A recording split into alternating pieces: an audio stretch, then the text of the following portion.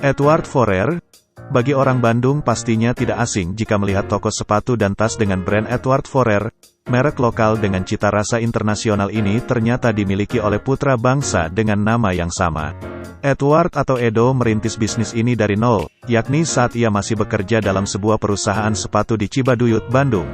Berbekal pengalaman dari perusahaan sepatu, pada tahun 1989, Edo memberanikan diri untuk merintis usahanya sendiri dengan modal awal sebuah mesin jahit dan uang sebesar Rp250.000.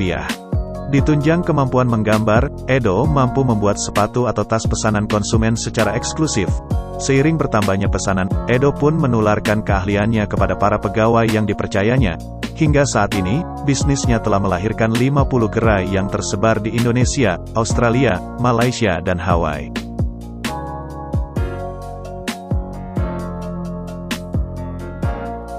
Terry Palmer.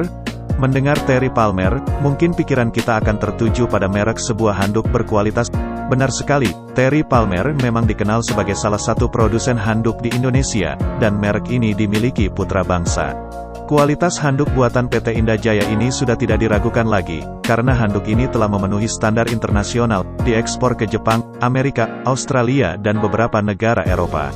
Tokoh di balik suksesnya brand Terry Palmer yakni Wilson Pesik. Ia adalah generasi ketiga dari suksesi perusahaan tersebut. Bisa dikatakan, di generasi pertama adalah pondasinya, generasi kedua adalah penyempurnaan produk dan di generasinya sekarang adalah penghabisan, yang artinya cara mempopulerkan handuk buatan kakeknya ke dunia. The Executive. Siapa sangka kalau The Executive adalah merek yang berasal dari Indonesia? Tidak diragukan lagi memang karena merek fashion ini telah berhasil merambah negara Asia Tenggara, seperti Malaysia dan Indonesia. Pada masa kemunculan awal, produk-produknya banyak dicari oleh para eksekutif pria di Indonesia. Mereka yang bekerja kantoran memilih untuk tampil rapi dan celana pria merek The Executive selalu jadi pilihan.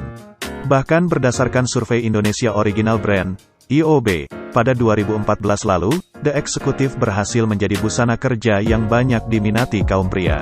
Apalagi merek yang sudah tersedia di banyak gerai mall itu tak berhenti untuk melakukan inovasi desain yang kekinian sesuai perkembangan zaman. Saat ini The Executive sudah menghasilkan produk fashion yang tak kalah bagusnya untuk para wanita. Merek yang banyak menyebar di mall di Indonesia ini juga mendagangkan aksesoris, tas, dan dompet untuk para eksekutif tanah air.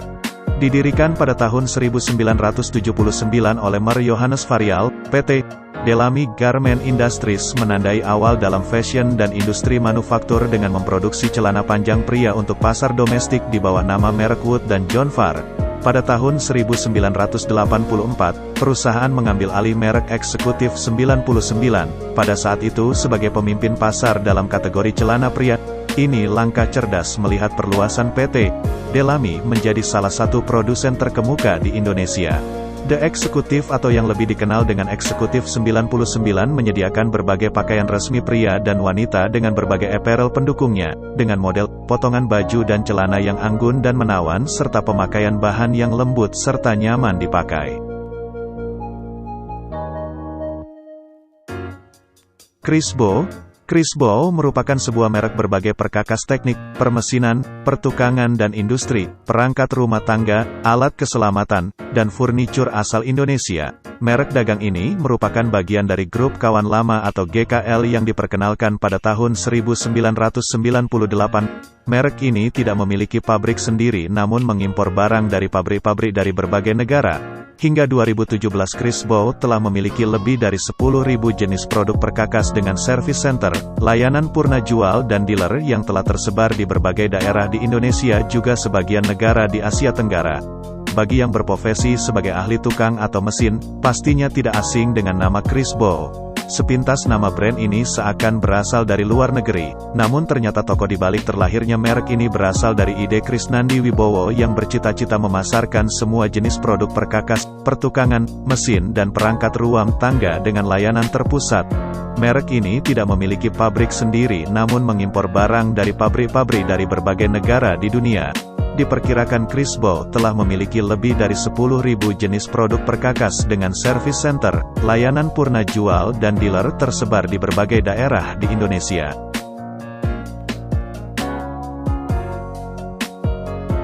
GT Radial, Gajah Tunggal Terbuka atau sering dikenal dengan GT Radial merupakan sebuah perusahaan pembuat ban ternama di Indonesia. Perusahaan ini didirikan pada 1951 oleh Syamsul Nur Salim, dengan produksi awal ban luar dan ban dalam sepeda, bike. Seiring berjalannya waktu, pamor sepeda motor mulai merebak di Indonesia, dan ini merupakan tantangan bagi GT Radial untuk menyediakan ban motor yang berkualitas, sehingga pada 1990-an, perusahaan mulai memproduksi ban radial untuk motor dan mobil penumpang. Pada 1971 Gajah Tunggal bekerja sama dengan perusahaan Jepang Inoue Rubber Company. Sejak 1973 perusahaan itu memproduksi ban sepeda motor. Kemudian produk Gajah Tunggal pun berkembang. GT Radial adalah salah satu produk terkenal dari perusahaan berlambang gajah ini. Untuk ekspor dari ban GT Radial sendiri sudah mencakup Asia dan Timur Tengah. Ban yang diproduksi oleh GT Radial merupakan ban mobil. Untuk ekspor dari ban GT Radial sendiri sudah mencakup Asia dan Timur Tengah. Ban yang diproduksi oleh GT Radial merupakan ban mobil. Berkat alih teknologi ban dari Jepang, sejak tahun 1973 dengan Inoue Rubber Company dan pada 1981 dengan Yokohama Rubber Company serta menjalin kerjasama dengan beberapa produsen ban terkemuka di Eropa seperti Pirelli, Italia, dan Michelin, Prancis, menjadikan ban racikan GT Radial dipercaya memiliki kualitas internasional. Polytron merupakan sebuah perusahaan elektronik asal Indonesia. Didirikan pada tanggal 16 Mei tahun 1975 di Kudus, Jawa Tengah. Polytron merupakan salah satu anak perusahaan dari Djarum Group. Selain itu untuk pabrik jarum terletak di Kudus dan Sayung. Polytron adalah perusahaan yang membuat berbagai macam elektronik seperti televisi, kulkas, speaker, mesin cuci, AC. Untuk ekspor Polytron sendiri, Polytron sudah mengekspor ke berbagai negara seperti Thailand, Myanmar, Bangladesh hingga ke Arab Saudi. Perjalanan bisnis Polytron yang berada di bawah bendera PT Hartono Istana Teknologi ini bukan tanpa kendala. Ketika pertama kali meluncurkan produk televisi, produk mereka tidak diterima dengan baik oleh pasar, alias gagal. Pasalnya, saat itu produk televisi pertama Polytron berukuran sangat besar dan masih memerlukan kotak speaker, sehingga tidak menarik pembeli yang memang ingin kepraktisan.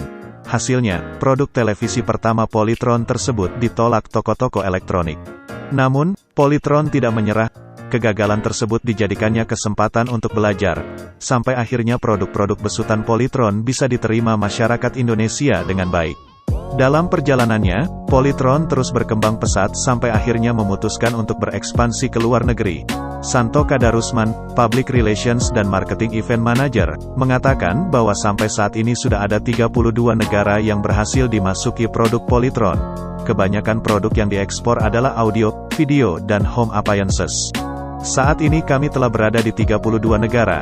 Namun negara yang repeat order adalah India, Pakistan, Sri Lanka, Republik Dominika, Thailand, Filipina, Vietnam, Myanmar, Bahrain, dan UEA, kata Santo. Santo mengakui produk dari ketiga pabrik yang dimiliki Polytron saat ini sebanyak 95% sudah diserap pasar domestik, sisanya adalah pasar ekspor. Namun ada pengecualian, jika keadaannya. Siapa sih yang tidak tahu tolak angin? Tolak angin banyak jadi jawaban untuk segala macam penyakit di Indonesia. Tolak angin merupakan produk herbal karena terkomposisi dari adas, jahe, mint, cengkeh, dan madu. Tolak angin sendiri pertama dibuat oleh Ibu Rahmat Sulistyo. Tolak angin sendiri pertama dibuat pada tahun 1930. Kini sudah diproduksi berstandar farmasi GMP, Good Manufacturing Practices, milik PT Industri Jamu dan Farmasi Sido muncul terbuka untuk ekspornya sendiri ke Arab Saudi, Filipina, Myanmar, Kamboja, Vietnam dan masih banyak negara lagi.